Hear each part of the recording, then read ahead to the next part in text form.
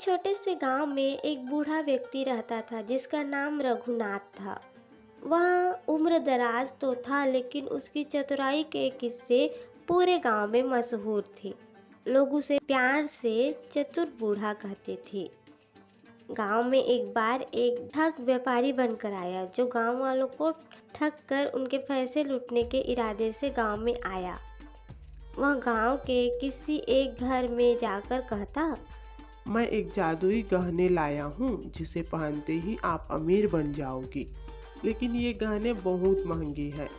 गांव वाले उसकी चिकनी चुपड़ी बातों में आ जाते हैं और अपनी मेहनत की कमाई उसे दे देते हैं। रघुनाथ ने ये सब देखा और उसे समझ आ गया कि यह कोई व्यापारी नहीं बल्कि एक ठग है। बूढ़े दादा ने सोचा, इसे रोका नहीं गया तो यह पूरे गांव को लूट कर चला जाएगा। अगले दिन रघुनाथ खुद उस व्यापारी ठग के पास गया। तुम्हारे जादुई गहनों की बात सुनकर मैं भी प्रभावित हुआ हूँ, लेकिन मुझे यकीन नहीं होता। अगर यह गहने सच में जादुई हैं, तो क्या तुम इसे मेरे पुराने घड़े पर आजमा सकते हो? व्यापारी ने कहा। बिल्कुल, यह घड़ा सोने का बन जाएगा। रघुनाथ ने व्यापारी को अपना घड़ा दिया। व्यापारी ने कुछ मंत्र पढ़ने का नाटक किया और कहा,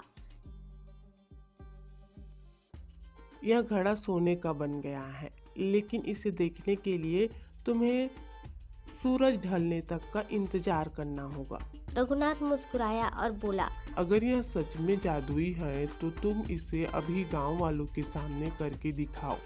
गांव वाले इकट्ठा हो गए और व्यापारी घबराने लगा क्योंकि वह जानता था कि उसकी चाल पकड़ी जाएगी।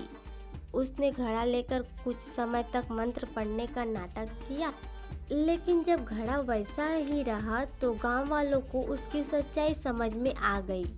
गांव वालों ने उसे पकड़ लिया और उसकी सारी ठगी का सामान जब्त कर लिया।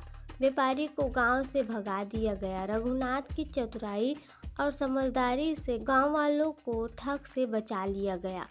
सभी ने रघुनाथ की प्रशंसा की और कहा, हमारे चतुर बूढ़े की वजह से ही हम बच पाए।